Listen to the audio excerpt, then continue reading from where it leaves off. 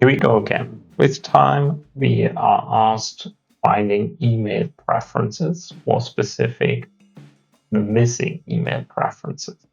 So we have the topic of libraries, and we are asked to find libraries from 2016 that have no email address, but actually have set their preference to email address.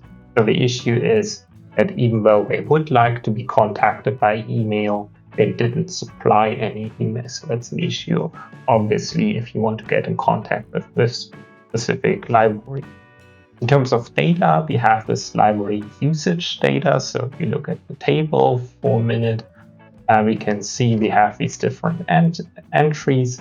So it's actually not just each library once, but how the library is used, so what is rented. And we have some additional information on dates and months, but also very important, what we would like to use for email preferences, and so on. Some specific patron information which we do not need for this task. So let me start off with select as always, and I would like to skip the select for now and focus on the main task for this question, which is actually the filtering. So here we have 3 different statements. We should focus on 2016, we should focus on no email supplied, and we should focus on the email setting of the notice preferences set to email. So we have our table, so that's library usage.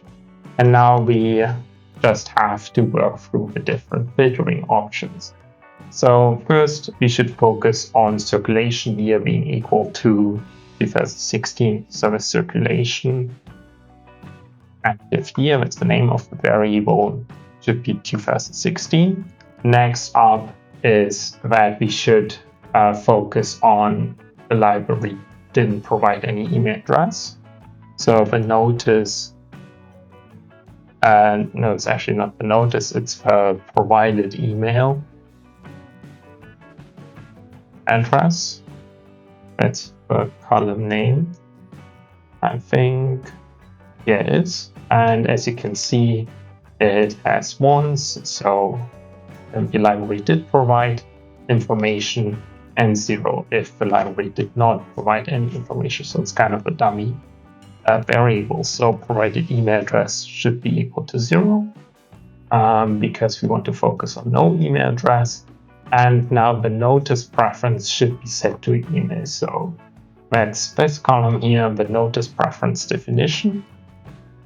So we add another AND statement and say that the notice preference definition is set to email. Okay, now we can focus on the select statement. And as I told you at the very beginning when I showed you the table, it is not specific information on each library, but rather how the library is used, so what is rented, when it's rented, and so on. So we have each library multiple times. Since we are asked to find specific libraries with these conditions here, we should use a distinct statement here. So we do a distinct home library code, because here it tells us we should output the home library code. We use that and select as well. So we do distinct home library code to get actually just each library once for these specific conditions. We can run that and we can see we get each library once that meets the conditions.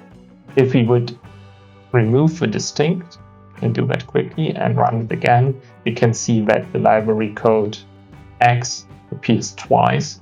So it seems like in this specific year, there are 2 entries in the table, so there was 2 rents. But since that is not of importance for us, it's enough to know that it happens once. Given these conditions, we can use a distinct statement. Now we have it again with just 1 X. Check, and we get the correct solution.